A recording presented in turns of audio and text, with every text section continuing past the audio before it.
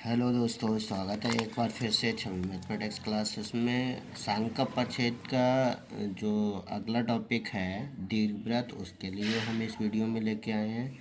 तो आइए देखते हैं दीर्घवृत्त क्या है और किसे कहते हैं दीर्घवृत्त। तो चलो देखते हैं। सबसे पहले दीर्घवृत्त की डेफिनेशन की बात कर लेते हैं। दीर्घवृत्त यानी कि इंग्लिश में इसे एलिप्स बोलते हैं, ठीक है। अब हम इसको कैसे कह सकते हैं कि दीर्घवृत्त क्या होता है। सांख्य परिच्छेद में हमने पढ़ा था, कॉनिक सेक्शन में हमने पढ़ा था कि कोई भी सांख्य परिच्छेद उस बिंदु का बिंदु पथ है जो इस प्रकार गति करता है कि एक स्तर रेखा और एक स्तर बिंदु से दूरियों का अनुपात सदैव नियत रहता है और वो अनुपात 1 के बराबर, 1 से छोटा, 1 से बड़ा होता है। ये हमने सांख्य परिच्छेद वाले वीडियो में देखा था और उसको पढ़ा था, ठीक है। अब इसी को अगर हम दीर्घवृत्त में डिफाइन करते हैं तो दीर्घवृत्त की डेफिनेशन भी इसी प्रकार से कह सकते हैं कि दीर्घवृत्त क्या होता है। दीर्घवृत्त उस बिंदु का बिंदु पथ है, उस बिंदु का बिंदु पथ है जो इस प्रकार गति करता है, जो इस प्रकार गति करता है कि एक स्तर रेखा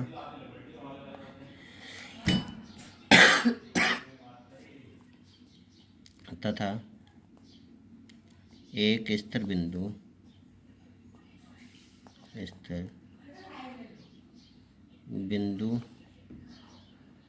से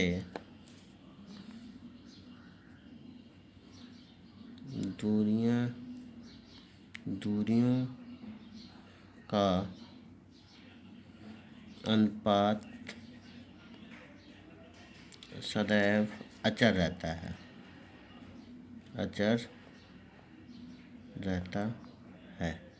यानी कि कांस्टेंट रहता है। कि या हम कह सकते हैं दीर्घवृत्त तो उस बिंदु का बिंदु पथ है कि अगर आपका एक फिक्स पॉइंट है फोकस और कोई भी फिक्स रेखा है डायरेक्ट्रिक्स, है ना, तो उससे जो डिस्टेंस होंगे उनका जो रेशियो होगा वो हमेशा कैसा होगा, कांस्टेंट होगा। वो हमारा क्या कहलाएगा, दीर्घवृत्त कहलाता है।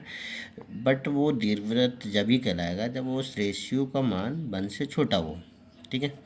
अनुपात सदैव अचर रहता है और इस अचर अनुपात को दीर्घवृत्त की उत्केंद्रता ई स्मॉल ई से रिप्रेजेंट करते हैं, तो ई कहते हैं। और इसका मान 1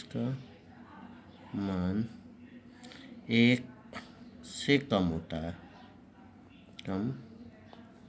होता है। यानी कि दीर्घवृत्त के लिए जो हमारा उत्केंद्रता ई है उसका मान कैसा होगा, 1 से कम होगा, वो हमारा दीर्घवृत्त कहलाता है, ठीक है। इस तरह से हम इसको डिफाइन कर सकते हैं, ठीक है। ये हमारे क्या हो जाएगा, दीर्घवृत्त की डेफिनेशन हो जाएगी जिससे हमने सांख्य परिच्छेद देखा था उससे, ठीक है। अब मैं इसको दीर्घवृत्त को हम कैसे बनाते हैं, कैसे प्राप्त करते हैं, ये चीज़ देख लेते हैं, ठीक है। तो मैंने इसका एक चित्र बना रखा है, इसको हटा देता हूँ, मैं उसे देख लेता हूँ।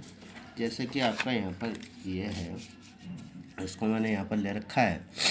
आपका ये क्या है कि आपकी एक ये लंबाई जो होती है, इस लंबाई के बराबर हम एक धागा लेते हैं, ठीक है। और उस धागा को 2 फिक्स पॉइंटों पर फिक्स कर देते हैं, ठीक है।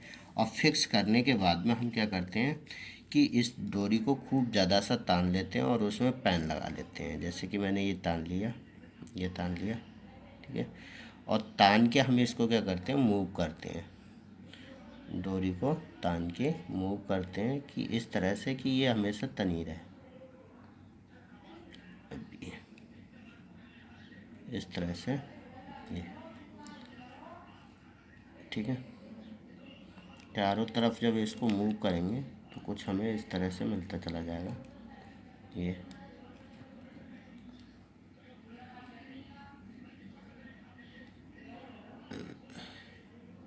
इस तरह से ये हमें मिल जाएगा, ठीक है। यानी कि जब मैंने इसको चारों तरफ इसको घुमाया, थोड़ा सा फंस जाता था इसलिए वैसा आ रहा है। तो जब मैंने इसको घुमाया, ठीक है, तो घुमाने पर हमने क्या देखा कि अगर मैं इसको फिक्स डोरी, ये डोरी जो डिस्टेंस है बराबर है, और उसके बाद में मैंने इसके चारों तरफ इस तरह से घुमा दिया, तो घुमाने पर हमने देखा कि हमें एक इस तरह से क्या मिल गया, चित्र मिल गया, ठीक है। तो इसी चित्र को हम ये कहते हैं दीर्घवृत्त, ठीक है। तो अब देखो यहाँ पर अगर मैंने डोरी वही ली है, थोड़ा सा चित्र में वैसा हाथ से ढक जा रहा है, तो अगर मैं कह रहा हूँ डोरी मैंने यही ली है, तो यहाँ पर जो डिस्टेंस होगी वही डिस्टेंस अगर मैं यहाँ पर लेता हूँ तब भी वही डिस्टेंस होगी, अगर मैं यहाँ पर लेता हूँ तब भी वही डिस्टेंस होगी, अगर मैं इसी तरह से यहाँ पर लेता हूँ तब भी वही डिस्टेंस होगी। यानी कि अगर मैं कहीं पर भी कोई डिस्टेंस ले लूँ तो ये डोरी अगर एक ही है तो डिस्टेंस हमेशा क्या रहेगी, एक ही रहेगी। ये बात आपको मैं समझता हूँ कि आ गई होगी। तो हम यहाँ पर एक डेफिनेशन और कह देते हैं दीर्घवृत्त की, कि दीर्घवृत्त उस बिंदु का बिंदुपथ है जो किन्हीं दो स्तर बिंदुओं से दूरियों का सम सदैव कैसा रहता है, नियत रहता है, ठीक है। यानी कि इस डोरी का अगर मैं ये वाली डिस्टेंस इधर वाली डिस्टेंस को लूँ और इधर वाली डिस्टेंस, यानी कि कह सकता हूँ मैं, अगर मैं इस तरह से इसको फांस लूँ तो ये डिस्टेंस और ये डिस्टेंस का सम हमेशा बराबर होगा, कहीं पर भी ले लो। यानी कि ये और ये बराबर होगा, यहाँ पर लेंगे तब भी ये और ये बराबर होगा, यहाँ पर लेंगे तब भी ये वाली डिस्टेंस और ये वाली डिस्टेंस बराबर होगी। यानी कि मैं इसको कहीं पर भी डिस्टेंस ले लेता हूँ तो वो हमेशा कैसा होगा, बराबर होगा। तो हमें यहाँ से एक डेफिनेशन और निकल के आ जाती है कि दीर्घवृत्त उस बिंदु का बिंदुपथ है जो दो स्तर बिंदु से दूरियों का योग हमेशा कैसा रहता है, नियत रहता है। तो इस डेफिनेशन को भी हम लोग लिख लेते हैं। ये डेफिनेशन क्या है हमारी, दीर्घवृत्त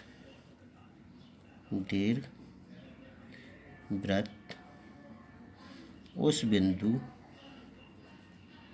का बिंदुपथ है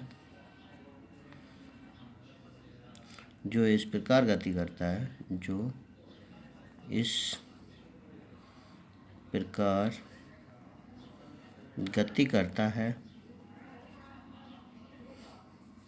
कि दो स्तर बिंदुओं